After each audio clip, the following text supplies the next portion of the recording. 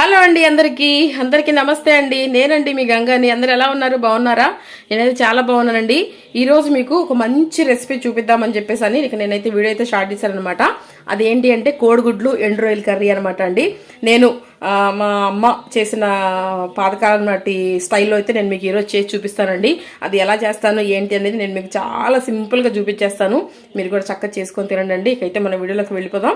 వీడియోలోకి వెళ్లే ముందు ఎవరైతే ముందుగా మన ఛానల్ చూస్తున్నారో ప్లీజ్ వాళ్ళు దయచేసి వీడియోని మన ఛానల్ సబ్స్క్రైబ్ చేసుకొని వీడియోని సపోర్ట్ చేయండి, ఓకేనా? వీలైతే కనుక వీడియోని చివరి వరకు చూసే అవకాశం ఉంటే కనుక తప్పకుండా చూసి లైక్ అనేది చేయండి, ఓకేనా? వీడియోలోకి అయితే వెళ్ళిపోదాం. మేమేం కావాలి ఏంటి ఎలా ఉంటుంది అనేది చూసేసేయండి, ఓకే?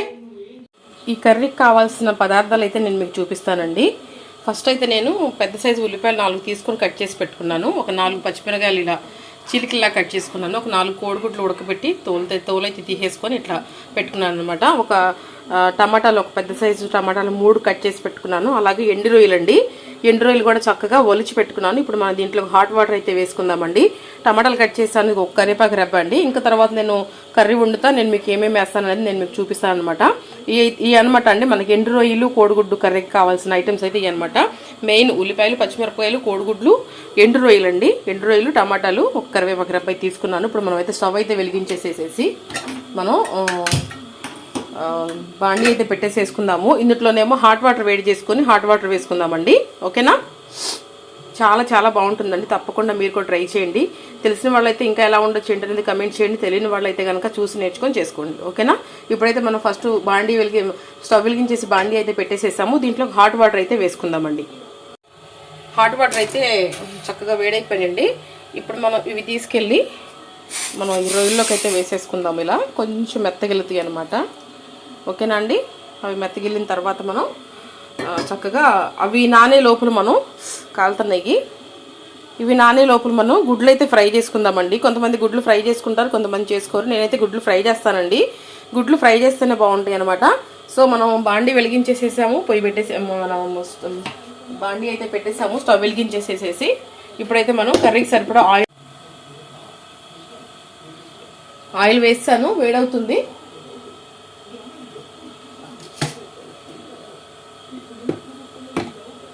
దీంట్లో కొంచెం పసుపు, కొంచెం ఉప్పు అయితే వేసుకుందాము.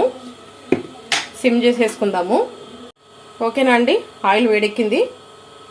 కొంచెం పసుపు, అలాగే కొంచెం ఒక చిటికెడు ఉప్పు వేసేసుకొని ఈ గుడ్లు అయితే వేసేసుకుందాము. ఎండు రొయ్యలు కోడిగుడ్లు చాలా బాగుంటుందండి. వేసిన వెంటనే తిప్పొద్దండి, ఎందుకంటే కింద అడుగున అదికే ఛాన్సెస్ ఉన్నాయి అన్నమాట. వేసిన వెంటనే తిప్పొద్దు, కొంచెం మగ్గిన తర్వాత మనం తెచ్చుకుందాము. ఎండు రొయ్యలు కోడిగుడ్డు ఎంతమందికి ఇష్టమో కమెంట్ చేసేసేయండి. అలాగే వీడియోని ఒక లైక్ అయితే చేయండి. మన వీడియోని అయితే అవకాశం ఉంటే కనుక చూడగలిగితే, మన వీడియో కనుక మీకు నచ్చితే కనుక చివరి వరకు చూసే అవకాశం ఉంటే కనుక తప్పకుండా చూడండి. నచ్చితే కనుక ఒక లైక్ అయితే చేయండి. చూసారా, వేసిన వెంటనే తిప్పకుండా ఉంటే గుడ్లు అనేవి చక్కగా ఇలా అడుగు అంటకుండా వేగుతాయి అనమాట.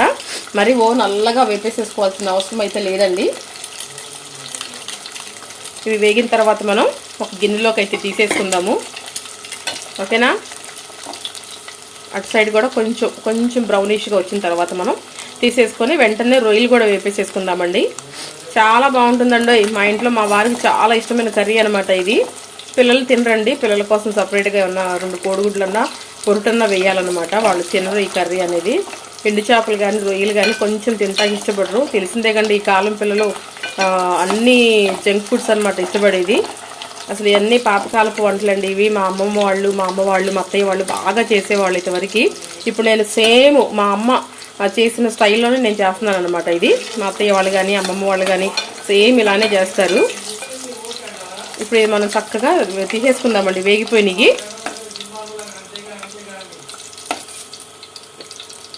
కడుపు నిండా తృప్తిగా తింటామండి. ఇప్పుడు మనం రొయ్యలు కూడా వేపేసేసుకుందాం. గుడ్లు అయితే వేపేసేసుకున్నాము. దాంట్లో గిన్నెలోకి తీసి పెట్టేసుకున్నాము. ఇప్పుడు నేను చక్కగా వేడి నీళ్ళలో నానబెట్టి కడిగి శుభ్రంగా పెట్టుకున్న రొయ్యలు అయితే వేసేసేద్దామండి.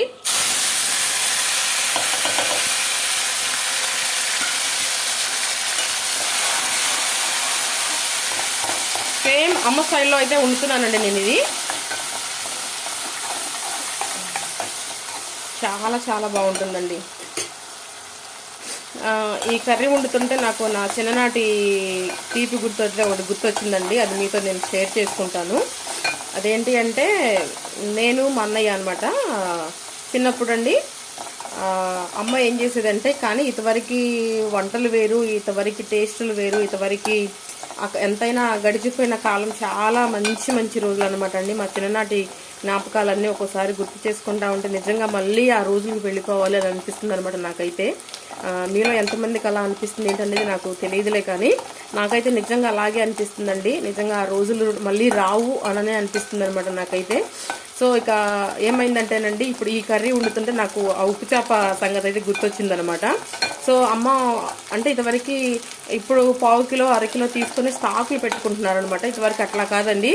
ఏం కావాలన్నా చిల్లర కొట్లు అనమాట. చిన్న చిన్న చిల్లర కొట్లు అయితే ఉండేగా. మా సందు చివరైతే ఒక చిల్లర కొట్టు అయితే ఉండేదనమాట.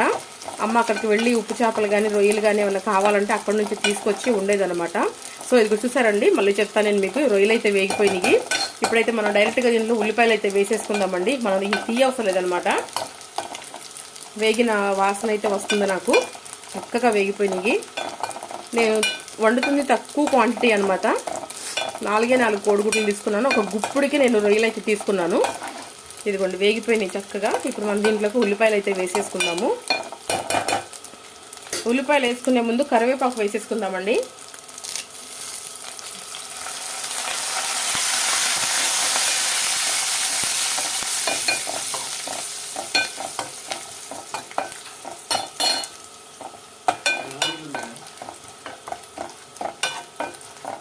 ఇప్పుడు మనం డైరెక్ట్గా ఉల్లిపాయలు వేసేసుకుందాము. ఉల్లిపాయలు పచ్చిమిరకాయలు రెండు కూడా వేసేసుకుందాము.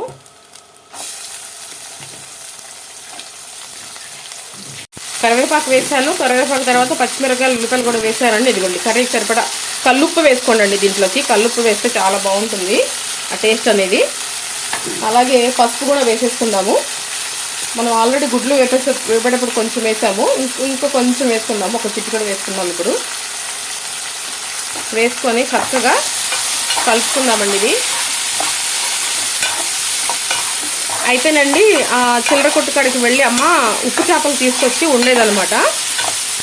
2 ఉప్పు చేపలు అప్పుడు ఒక్కొక్క చేప వచ్చేసేసి 15 రూపాయలు అలా ఉండేదనమాట. అమ్మ అయితే చక్కగా తీసుకొచ్చి 2 చేపలు తీసుకొచ్చి, నాకు బాగా గుర్తుండి అది ఇప్పటికి కూడా. నేను అమ్మకు అప్పుడప్పుడు గుర్తు చేస్తూ ఉంటాను. అయితే అది తీసుకొచ్చి అమ్మ ఇలాగే ఉల్లిపాయలు టమాటాలు పచ్చిమిరపకాయలు ఎక్కువ వేసి ఉప్పు చేప టమాటా ఉల్లిపాయ కర్రీ ఉండేదండి. ఎటువంటి మసాలాలు లేకుండా ఉండేదనమాట. అసలు నిజంగా అండి, ఒక్క ఉప్పు చేప వేసి అంత గుజ్జు వేసుకొని తింటే ఉండేదండి ఆ కూర.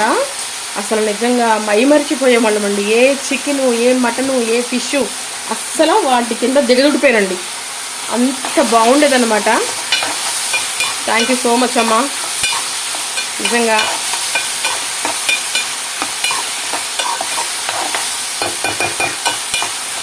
చాలా చాలా టేస్ట్గా ఉండేది కర్రీ. ఇంతవరకు నిజంగా ఇటువరకు కర్రీస్ కూడా అండి ఇప్పుడైతే గిన్నెలు వేసుకొని తిన్నా ఆ టేస్ట్ రావట్లేదండి నిజంగా.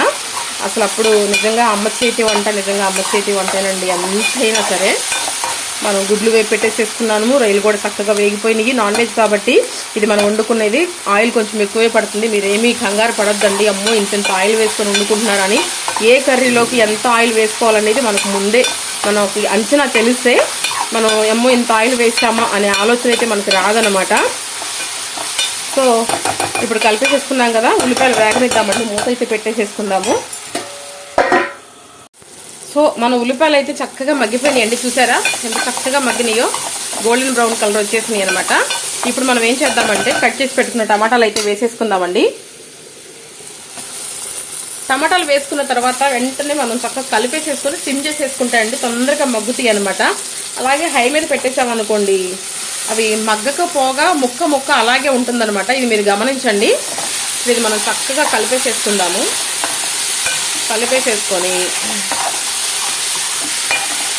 ఒక్కొక్కరు ఒక్కొక్క స్టైల్లో వండుతారండి. కొంతమంది అయితే దీంట్లో మసాలా కూడా వేసుకుంటారు, అల్లం చిల్లిపాయ పేస్ట్ అది కూడా వేసుకుంటారు.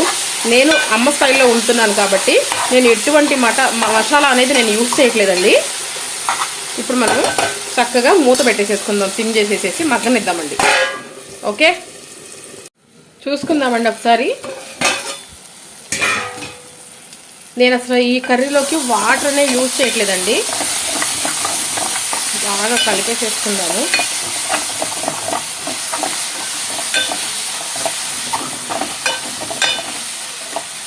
ఇప్పుడు మనం కారం అయితే వేసేసుకుందామండి. మీకు కావాలి అనుకుంటే మీరు వాటర్ అయితే కొంచెం వేసుకోవచ్చు, నేనైతే వాటర్ వేయట్లేదండి. సో మన కర్రీకి సరిపడా కారాన్ని అయితే వేసేసుకుందాము, ఒక 2-3 స్పూన్లు అనమాట. ఆల్రెడీ మనం పచ్చిమిర్చి వేసాం కాబట్టి చూసి వేసుకుందాము. మీరు స్పైసీ తినగలరు అనుకుంటే కనుక వేసుకోవచ్చండి, నష్టమేం లేదు. మేము స్పైసీ బాగానే తింటామండి. సో ఇక మనం చక్కగా కలిపేసేసుకుందాము. కలిపేసేసుకొని బాగా సిమ్ చేసేసుకుందామండి.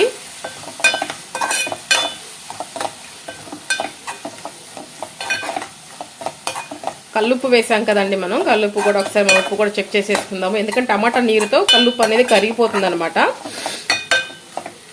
మనం అలాగే కోడిగుడ్లు కూడా వేసేసేద్దాము. బా ఎంత కలర్ఫుల్గా ఉందండి మన కర్రీ, కోడిగుడ్లు ఎండు రొయ్యల కర్రీ అనమాట. ఎక్సలెంట్ అండి. ఇక మాటలు లేవు, మాట్లాడుకోవడం లేవు అంటారు కదా, అలా అనమాట.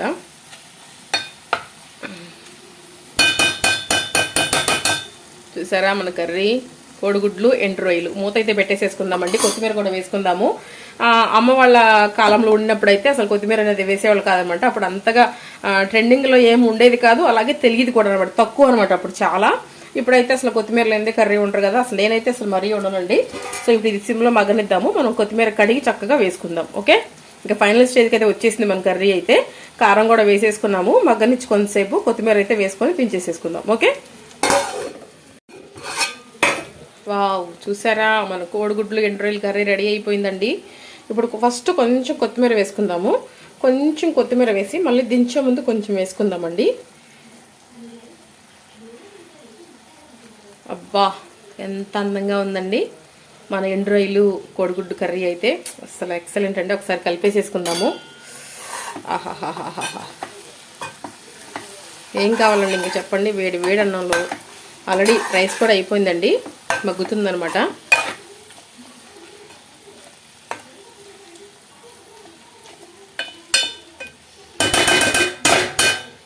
చాలా చాలా బాగుంటుందండి. మా అమ్మ చేసిన పాతకాలం నాటి కోడిగుడ్లు ఎండు రొయ్యల కర్రీ అయితే రెడీ అయిపోయిందండి. ఒక 2-3 నిమిషాలు మగ్గనిచ్చి మనం స్టవ్ అయితే కట్టేసేసుకుందాం. ఓకే, చూసేసుకుందామండి. లాస్ట్ అండ్ ఫైనల్ అనమాట మన కర్రీ అయితే. ఒక్కసారి తిప్పేసేసుకొని మనమైతే కట్టేసేసుకుందామండి. చూసారండి రొయ్యలు చక్కగా మన నూనె కూడా ఎట్లా పైకి వచ్చేసిందో, ఇలా చక్కగా మగ్గిపోవాలన్నమాట నూనెలోనే. ఇది నేను అసలు నీరు వాటర్ అనేది కొంచెం కూడా వేయలేదండి. మీకు కావాలి అనుకుంటే కనుక మీరు వేసుకోవచ్చు, నేనైతే వేయనమాట.